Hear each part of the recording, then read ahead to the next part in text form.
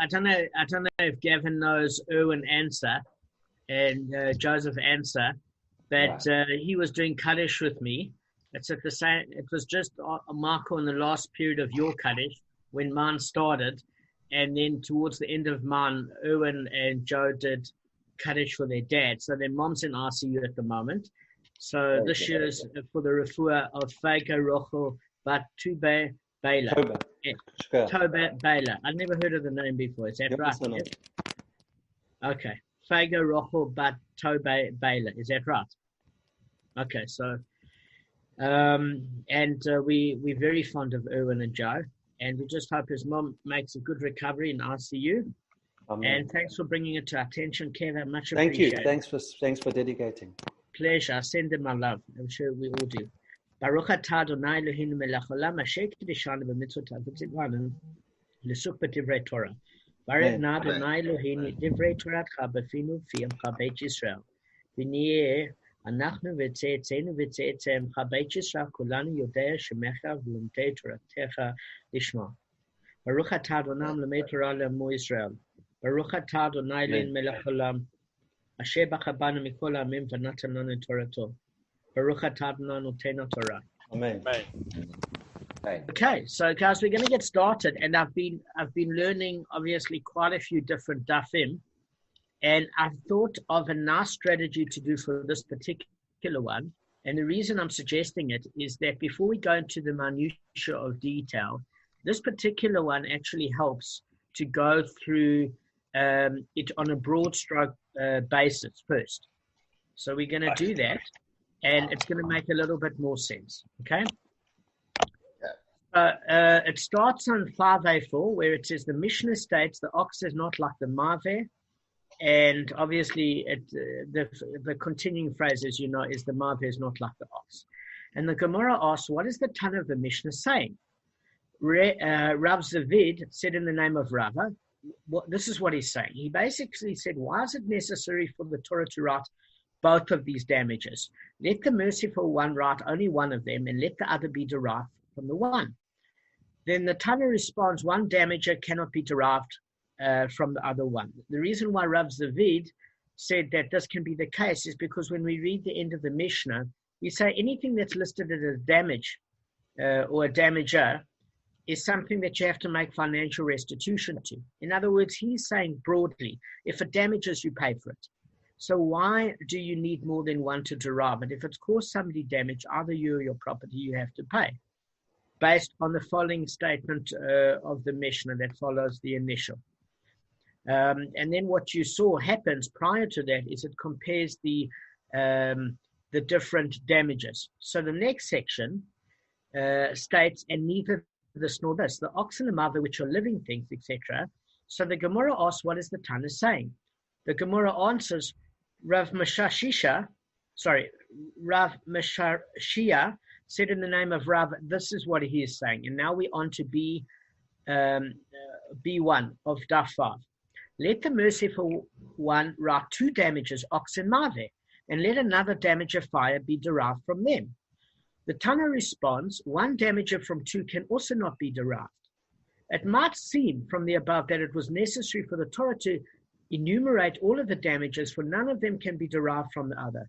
The Gemara points out, however, that careful analysis shows this not to be the case. Guys, I'm reading directly from the Schottenstein main body. Rava said, but regarding all of the damages, if you include the category of pit among them, if the Torah would teach liability for pit and any other one damager, all of the remaining damages could be derived through the principle of the common characteristic. This is true of all the damages with the exception of Keren. Now, why do you think it could be the exception of Keren? Guys, we've learned what is unusual about Keren compared to all the other damages. Intentional? Derived from pleasure? No. Keren, all the other damages are muad from the outset, and Keren is? Hidden. Oh, yes, you have tam and more. Tam. Yes, so the first three times it's tam, and then it's muad. So you can't derive it when you say you have to make full payment for the others. That's an exceptional case. Okay. So they're saying that's the only exception. But if you took pit and any other one of the categories, you could basically determine, based on the common principle, obligations for the others. And according to the view that maintains to the contrary, Keren is even more liable, for the ox's intention is to damage. Even Keren can be derived from pit in the second damages. So as Kevin said, that the fact that the ox's intention to damage, according to the other opinion, is something that you actually can derive from pit and another damager. Why? Because you say if the other ones didn't intend to damage and they have to pay, and Keren, where the animal's intent was to damage, you'd have to pay. So there's two opinions with regards to Keren. One says you couldn't derive it because we wouldn't understand the Tam principle. And the other one said if other damages could be accidental and you could derive, you have to pay then Keren, where the ox's intention is to damage, for sure you have to pay. So those are the two opinions. And that's on 5b2 now. And Rava continues, rather for what purpose did the merciful one write them separately? In order to teach their separate laws, in other words, to teach the unique law that applies to each category of damage alone to the exclusion of the other categories. And then the Gemara elaborates, giving the unique laws which necessitates the teaching of each of the damages. So I'm going to go through these unique features quickly, and then we're going to go back and unpack it in detail. But this is giving you a nice broad context. So the Gemara elaborates, giving the unique laws which necessitates the teaching of each damage. So this is actually a review of all the dust we learned up until now. That's what the Gemara is doing directly in it. It says Keren was written separately to distinguish between Tam and Muad. Okay. And the category of Shein and Regal was written separately to exempt them in a case where damage occurred in the public domain. Because remember the verse in chapter in Exodus where it says damages in the field of another. So the public domain, which doesn't belong to a person, when it mentions that one verse that includes both Shein and Regal, it's basically saying that in the public domain, the animal is allowed to be. It's only when it's in the field of another that it has to make payment. So if it's Keren, it's not exempt in the public domain. Only Shein and Regal is. So that's the unique feature of Shein and Regal. And pit is written separately to exempt it from liability of utensils. So if you want to ask what this thing is of a utensil, so for example, if you had a donkey that carries your objects in it, it's like the boot of a cart, sticks it in the backpack, etc., and the donkey fell in, you'd have to pay for the damage of the donkey, but not for the utensils that it was carrying. Does that make sense? So that's the unique feature of pit, that you pay for the actual animal that fell in, but not for the things that the animal is carrying. So just say it again, one of the utensils, sorry, just say it again. Well, there seems to be, that's every damager seems to have a exception to it, or a leniency to it, or a unique feature. Okay. So if we have a look, the unique feature of Keren is its intent to damage, but the leniency is you've got the principle of Tam and Muad.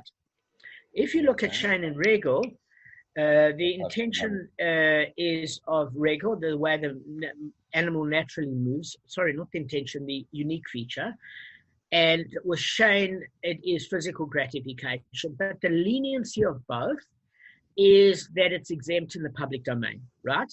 Now, pit, what is the unique feature of pit? It's stationary, and it's prone to damage from inception. And what's the leniency? The leniency is if your donkey falls into somebody else's pit. If your donkey fell into my pit, I'd have to pay for the damage or the death of the donkey, but not for the objects it was carrying. That's the leniency of pit. Okay. But Rav Yehuda has a different opinion. He says that you're obligated to pay for damage caused by utensils in a pit, but you're exempt from liability where a person was killed in it. Okay? Yeah. And before you ask what that means, how can you not pay? It goes into a lot of detail, and the scope of that is daf number 59 and 60. Okay, it goes into whole Rav Yehuda's explanation on these things.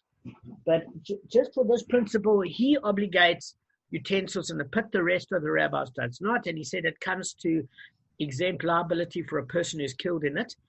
His view is that mankind is more aware than an animal. And therefore, that's where the exemption takes place. But we're going to see how that occurs when we, please God, get to 59 or 60. Now, the category of man is mentioned as a unique feature. Okay. What's the unique feature of man? Well, the thing of it is that it obligates man to 4 additional things. What are those things? Everybody pays for nezek, actual damage. But when man damages another man, he is responsible for pain, healing, convalescing, and humiliation. When we say healing, we're calling it medical bills. Convalescing, shevet, is the recovery for what the person lost in income, etc. So those 4 additional things. When man damages ox or one's property, there wasn't any sort of exemption uniqueness, except as the case where we learned where a man was somebody's property as a slave, and they were exempted so that they wouldn't cause their master damage with intent. Do you remember that in terms of that leniency? So let's look at the unique thing of fire. What is fire? Fire needs a secondary force in order to move. So the unique feature of fire is that it needs wind or secondary force. We did describe objects falling off, being blown off a roof, etc. And that said, what did we say that has in common with fire? That the secondary force causes the momentum and the damage. Right. What is the leniency of fire? The leniency of fire is exempting objects that are destroyed, that are hidden from responsibility. So let me give you an example. I've got a barn, and I've hit a Picasso in the barn, and your field sets my field alight. I could turn around and claim that there was a hidden Picasso in my bale of hay. And you could say, well, how do we know that? It's burnt to smithereens. So in that case, hidden items destroyed by a fire, you're not liable for. Does that make sense? That's the leniency. That's absolutely correct. Rav Yehuda's got a different position, because he said you are obligated for damage to hidden items caused by fire. I don't know his reason yet. I haven't gone to that up, but I assume it's that once everything's gone to pieces in the cinder, how do you know what was what? It's all ashes, you know? So, I mean, even if it wasn't hidden, you could still say that Picasso was burnt there. So that's a different case. So he doesn't see that leniency. He obligates for damage to hidden items, but his leniency is a case where the liability in a case where a fire lifted another's plowed field or scorched his stones. We'll see what that means closer to the time. So in other words, he might say that if it causes damage to somebody's field that had already been plowed, meaning there wasn't any agriculture, there might be a case of exemption there. But we're going to discuss what he means, if there is exemption, if there isn't. But I'm saying Rav Yehuda's got different reasons for leniencies and different reasons for exemption. And we'll deal with it. Okay. So according to Rav Yehuda, he was saying that a unique feature, and in fact is not a leniency, is that where a fire licked at another's plowed field or scorched stones, because it's not a flammable item. So I think in that particular case, there might be a leniency, but I'm not sure. We're going to have to go through that. But in any event, we went from B2 to B3, we went from the fifth daf B2 to 5B3 to 6A1, the beginning of 6A1. So in that way, we've flown through it. And I did this just to give you an overall broad context of what we're dealing with here. So what the Gemara does in this daf is it says that there's certain common characteristics and that you need pit as almost the combining feature. That's going to be essential in all cases, and one other damager to prove the case of the third. If you don't have pit, it doesn't work, and they're going to unpack in this stuff why. But by the same token, they say, well, what's the unique feature of every one of the damages, just while we're on the subject as review? And then they say, well, this is the leniency of each of the damages. Does that make sense to do it broad like this? I thought it was much nicer. Yeah, it is good. Yeah. Yes. Yeah. Okay, so it was just a judgment call. Don't know if it worked, but it worked for me reading it. Okay. So, The reason why two damages don't necessarily work is let's just take a classical case where it does work, but you could have an exception. So you say the ox is not like the mave and the mave is not like the ox. And if you prove the other common features between ox and mave, and you say that wants to include fire, the biggest argument that fire has against ox and mave is that the process that caused it to be obligated is because it's a being with desires and drives and needs, whereas fire is not a living entity with any sort of ability whatsoever. Do you get what I'm saying? So those are the two cases where if you put that together, you can't prove the third of fire because fire is not living and mave and ox is. And if you put ox together with mave together with fire, those three cause damage while they move. And I turn around and say, yes, you've proved damage while an object is moving, but you haven't proved damage while it's stationary. You should have looked where you were going. And that's why you need pit in every example. Does that make sense? Because it's almost a safety feature of the common characteristics. We're going to go through it now. And we're going to go through example by example. All right. Guys, again, thank you very much. I know this is a bit of pressure on your morning, but I love seeing you guys. As I said, because I often only see myself during the video, I watch it afterwards so I can see my friends. So you've been my sanity, guys. So thank you very, very much. I appreciate it. Okay. Now, so what we're going to do is when we're going to go back to 5b1, it says, let the merciful one write two damages, ox and mave, and let another damager 5 be derived from them. One damager from 2 can also not be derived. So that was the case where we said it was not living. But let's go back to the very beginning, which is 5a4. Remember, we went from 5a4 to 6a1, which was quite an achievement. So we're saying the ox is not like the mave, and the mave is not like the ox. So let's unpack this particular example. Okay, my screen, sorry about that. I need the physio session, by the way. We're going to 5b1. Okay. So what the Gemara argues is that we are going to find a common feature by where the third one is proved in concert, meaning the unique feature, just as a review of yesterday, is a reason to cancel out obligation of the second damager. And that's why you need at least 2. Why?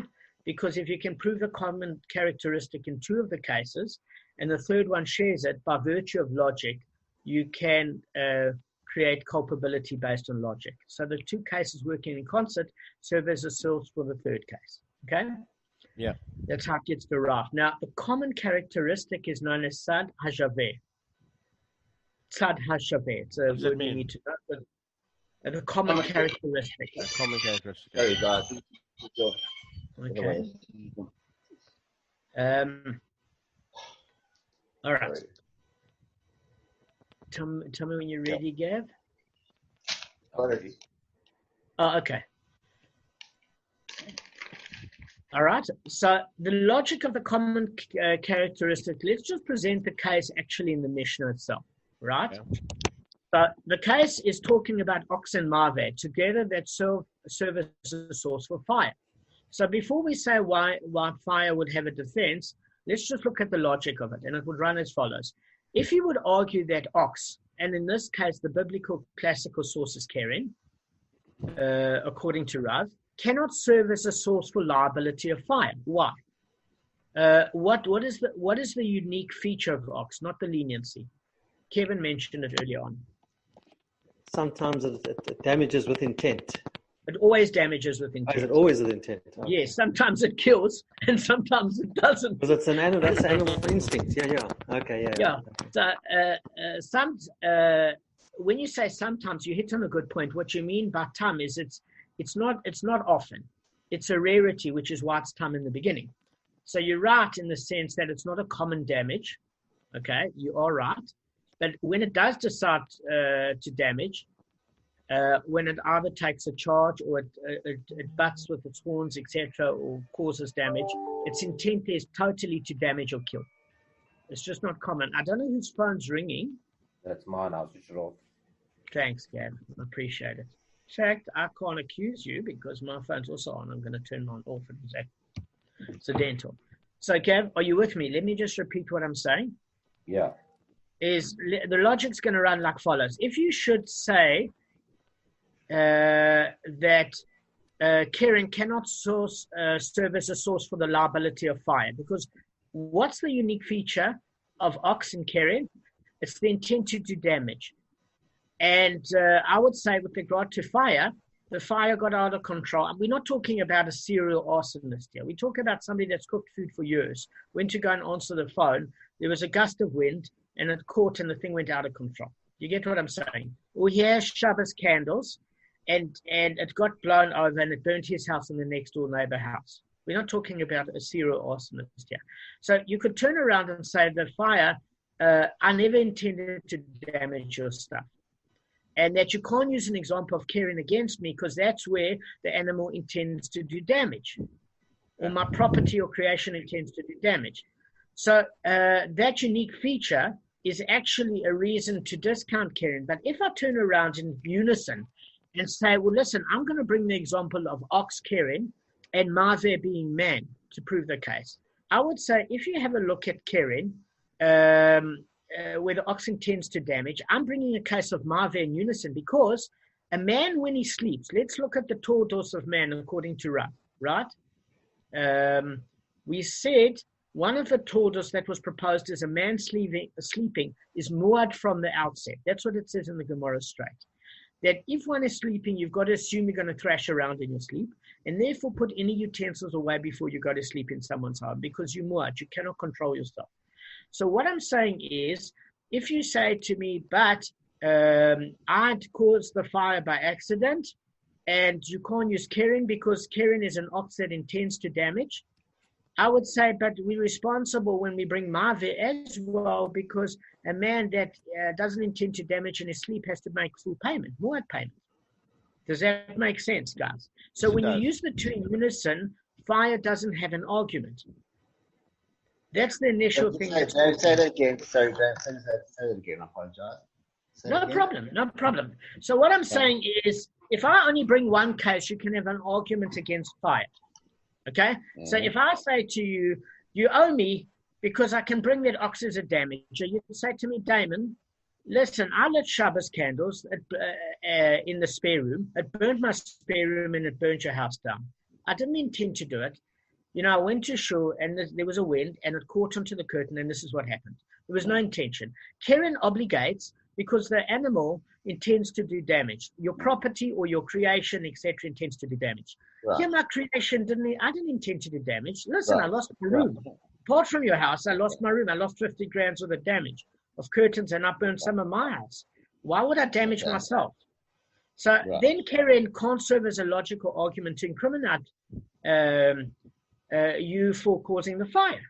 But if I say, listen, I'm bringing Keren and Mave because when a man sleeps, he has to pay full damages, then you can't say that intention to damage is the reason. You get what I'm saying? Because you bring in the commonality of the that you have to pay for damages, whether it's intentional or not. But you need more than one case.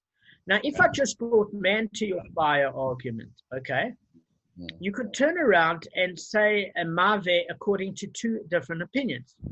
According to Shmuel, whose opinion is that Mave means shame, you could say, well, listen, you paid because your animal got physical gratification and ate your person's field. My fire, there's no gratification. I lost half my room here when your house burnt down. What gratification would I have to incur 50 grams worth of damage? So in that particular case, you can't use Shane according the Mave of Shane, the Mave example of Shane according to Shmuel. And then if you want to turn around and say according to Rav, where we say, listen, if we just use Rav's alone for Mave, you could turn around and say, but listen, in a case where it's man that actually creates the damage, there's man is different to my property. I never caused you damage. There was a wind and there was a fire. I never did it myself with my own. the fire caused the damage. It had nothing to do with me. I lost some of my house. Whereas with a man, he's responsible for his own action. It caught fire. I never caused it. Plus, if you're saying that a man is obligated to 4 other payments. With fire, I'm only obligated. So there's nothing that they have in common. How can you even bring this as an example? You get what I'm saying? So you need more than one damager of the common characteristic to prove liability. And the reason why you need pit is as follows. We've only got a few minutes left. Is that I could turn around to you as an argument. The only argument I can do is if my fire damaged your property, say, look, in this case in the Mishnah, when we go to court, the ox and the maveh, whether it's man or shane, the anatomy of the tooth of the living, are living things. Fire is not living. Your common characteristic there is it's living. What makes you think I'm obligated for non-living damage? It's only when you bring it as an example which isn't living, does that make sense, that you can obligate fire. So pit is the common denominator that if you use pit in anything else, it could work. It could indeed work. And we're going to go through it and find out. But in the meantime, that's all I wanted to cover. Does that make sense to you guys? Yeah. Can I ask you something? Sure, Kev. Have you discussed, unless I missed it, one of the points where the ox has got a itchy back and it scratches itself against the fence and the fence collapses? Have you come to that part yet? Yes, we discussed Yes, we did discuss that. That was in the I think that was in the third daf. What we did is we used an example of scratching against a wall. Wall. Okay, yeah. But that's not intentional. That's not intention to do damage, though. No. But we never said it had intention. Okay. So what would that be then? Hang on. When we take a case of shame, whether an animal eats or rubs against the wall, it's physical gratification. According to Shmuel, I could say to you, but I got no gratification. Fire doesn't get gratification. It's not living for damaging your object. And I didn't get gratification because I lost my whole room of my house. So therefore, if you want to use shame to obligate me, I said, in that case, the animal's feature is that it derives gratification from its damage. Nobody was happy here. The fire doesn't have a mind of its own, so it can't have physical gratification. And by the same token, I never, because I lost a room in my house. It's going to cost me 50 grand to repair the flames. You get what I'm saying? Okay, so it actually falls under gratification. Physical gratification. Okay. Yeah, and the reason why we're saying physical gratification is Gavin brought up a point. He said, what about an arsonist that got psychological gratification? And that's why the Gemara specifically uses a case of physical gratification. You get what I'm saying? Or if you look at psychological gratification, that's why we indemnify the owner of the slave, because he got psychological gratification from damaging the owner because he was ticked off at him. Yeah. So it was a good question, Kevin. And Gavin, yesterday your point was good. And Kevin, thanks. I also had that question in my head, and you helped me clear it up. Oh, serious? Okay. Yeah. The question wasn't an off-the-wall question. No. Not at all. And Michael, thanks for asking me for clarity, because these are the sort of things that I need to know. I know it, but when I know that you've got more clarity, it actually makes my day. Honestly, it makes it worthwhile. Yes. So, guys, I want to thank you. I hope you have a good day further. Yeah, thank you. And just make money, please, God. And stay safe. Stay healthy. Yeah, stay safe. And James, thanks for stay safe and make your. I really enjoyed it. Thanks for your Thanks, Damon. Thanks, guys. Nice seeing everybody. Pleasure. All right. Keep well. Cheers. Yeah, bye-bye. Cheers, guys.